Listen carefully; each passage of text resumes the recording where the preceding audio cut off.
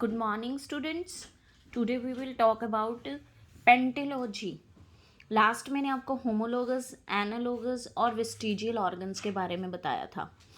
Vestigial organs होते हैं आपके नॉन फंक्शनल ऑर्गन्स जो हमारी बॉडी में कोई वर्कआउट नहीं करते, कोई उनका फंक्शन नहीं होता, लेकिन अगर वो प्रेजेंट हैं तो वो हमें ऑपरेट कराने पड़ते हैं. For example appendix.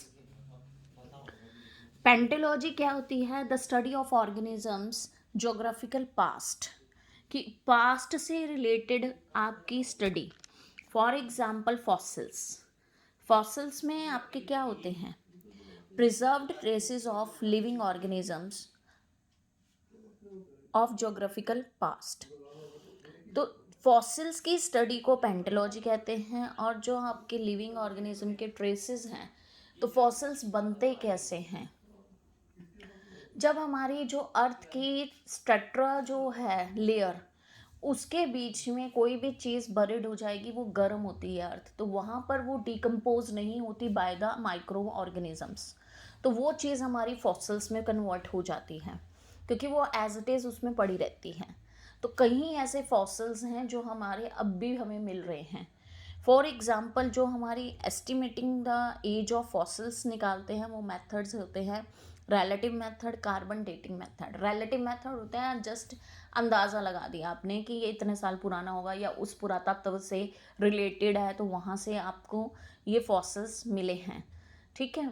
और ऐसा ही जो होता है कार्बन डेटिंग मेथड, उसमें एग्जैक्ट एज ग्रुप आ जाता है कि इतने साल पुराना है, तो वो कार्बन 12 के डेटिंग मशीन से निकाला जा सकता है. एवोल्यूशन की जो स्टेजेस होती हैं वो अलग अलग होती हैं.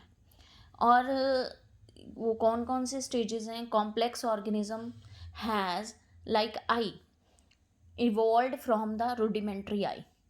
तो कॉम्प्लेक्स ऑर्गेनिजम्स कोई भी हैं, जैसे प्लानेरिया फिश है, उसकी पहली जैसे रूडिमेंट्री आई थी, एक आई के स्पॉट्स थे and that is convert into the simple eyes.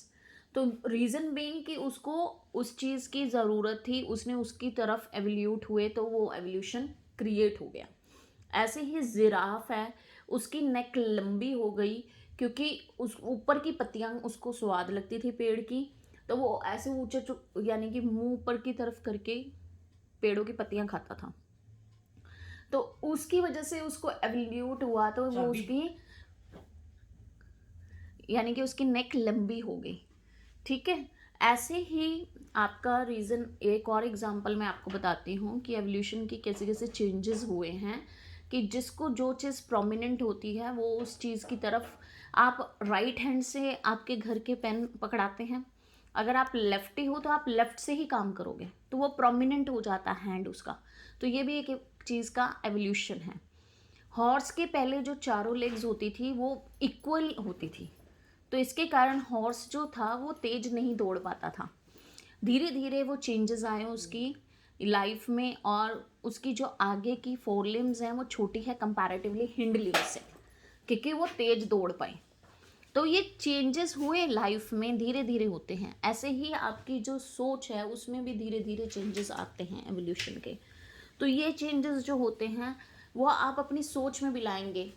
हर एक स्टेज पे आपकी चेंज आता है लाइफ में, कि आपकी ये चीज़ चेंज होनी चाहिए, ये एक मेथड है या एक ये परंपरा है, ये चेंज होनी चाहिए, ऐसा नहीं होना चाहिए. कुछ घरों में लड़कियों को नहीं पढ़ाया जाता था, लेकिन अब धीरे धीरे पढ़ाना शुरू कर दिया. तो ये चीज़ें हैं जो चेंजेस लाते हैं, उसको हम एवोल्यूशन कहते हैं.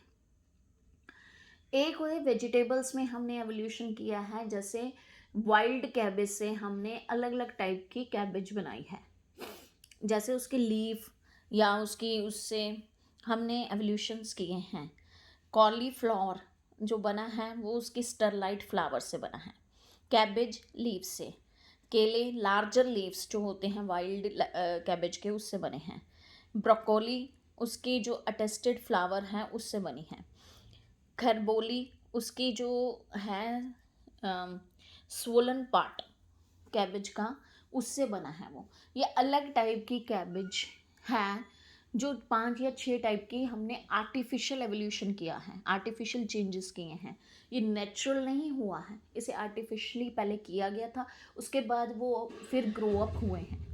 तो ये this is called the artificial evolution. और चेंजेस ऑफ स्टेजेस में जो आया है, यानी कि आपकी सोच में भी चेंज आएगा, तो वो आपका एवोल्यूशन कहलाया जाता है। Thank you and have a nice day.